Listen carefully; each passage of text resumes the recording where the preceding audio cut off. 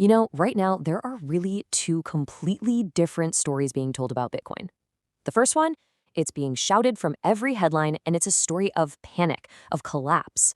But the second story, the one that's kind of hidden in the data, suggests all this panic might just be the biggest trap of the year. So let's figure out which story is the real one. Yeah, I'm sure you've seen it absolutely everywhere. Every news report, every article, they're all painting this picture of doom and gloom, pretty much saying the good times for Bitcoin are officially over. And that, right there, is the real question. Because behind all that noise, the actual data is telling a completely different story. It's a story that suggests this panic isn't a red flag to sell, it's a green flag, a signal of opportunity. Okay, so let's start with the panic. Because to be fair, the headlines are latching on to numbers that at first glance they look genuinely scary. And we're not talking about small figures here. The headlines are screaming about hundreds of thousands of mining machines shutting down, billions flowing out of the biggest funds, and a huge chunk of the network's processing power just poof, gone. It's the perfect recipe for a panic-induced sell-off. But what if all this panic, what the experts call miner capitulation, which is really just a fancy way of saying miners are giving up and shutting off their machines, what if it isn't a death sentence? What if it's something else entirely? History actually shows it's a powerful signal, one that the smart money is hoping you'll ignore. And this slide just nails the core conflict. The media frames miners quitting as the end of the world for Bitcoin. But if you look at the data going back years, these exact moments have often marked the best times to be paying attention, not running for the hills. I mean, just look at that number, 72%. That's the average gain.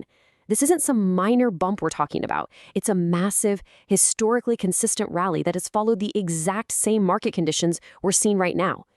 And this isn't a 50-50 coin flip, not even close. Over 3/4 of the time, 77%, when the network's total computing power, what we call the hash rate, takes a dive like this, the price is significantly higher just 6 months down the road. History is overwhelmingly skewed in one direction here. Check out this pattern. It's wild. Back in December 2018, miners capitulate. The headlines all scream Bitcoin is dead. And what follows? A 300% rally. Now fast forward to December 2022, same exact thing happens. And here we are, seeing that very same signal flashing once again. Okay, so we've got a powerful historical signal in our hands.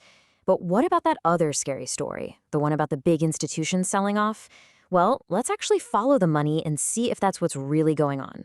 So this is the big, scary number you're seeing plastered everywhere. $2.7 billion pulled from BlackRock's main Bitcoin ETF. It's a massive figure designed to grab your attention and spark a little fear. And yeah, on the surface, that looks really, really bad. So the obvious conclusion here, right, is that the big money is heading for the exits. Seems like an open and shut case. But that's not the whole story, not by a long shot. Not even close. See, while some ETF investors were selling, corporate treasuries were on an absolute buying spree. In that same time frame, they bought up more than 3 times the amount of Bitcoin that was even created. This wasn't a sell-off, it was a handover. And if you need a poster child for this, look no further than MicroStrategy. They didn't just sit on their hands, they actively bought more during this dip. And get this, they're sitting on over $2 billion in cash, ready to buy even more. They are doing the literal opposite of what the headlines are screaming at you to do. Okay, but wait a minute. If all these miners are quitting, doesn't that make the whole network weaker? Well, not exactly. You see, Bitcoin has this kind of secret weapon, a built-in survival mechanism that most people have no idea about. It's called the difficulty adjustment, and you can think of it like the network's own immune system. It's this brilliant piece of code that was designed to make sure Bitcoin can survive these exact kinds of shocks. It's designed to heal itself. So here's the simple version of how it works. When less efficient miners quit, the network automatically makes it easier for everyone who's left to find the next block. This, in turn, makes those remaining miners more profitable, which gives them every reason to stay online and keep the network secure. The system finds its balance all on its own. So the key takeaway here is this. This process doesn't weaken Bitcoin. It's more like a forest fire that clears out all the dead wood. It purges the inefficient miners from the system and leaves behind a stronger, more resilient, and ultimately more profitable foundation. So when you put all of these pieces together, the historical buy signal, the big corporate players accumulating, the network's self-healing powers, a really clear picture starts to emerge. This isn't a collapse.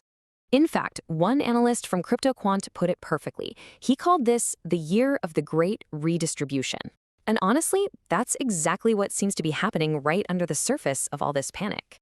What we're seeing is a massive transfer of Bitcoin from what people in the space call weak hands, investors who get scared by headlines and sell, over to the strong hands, which are the long-term focused corporations and institutions that are strategically buying up what others are fearfully selling. I mean, this table just lays it all out, doesn't it?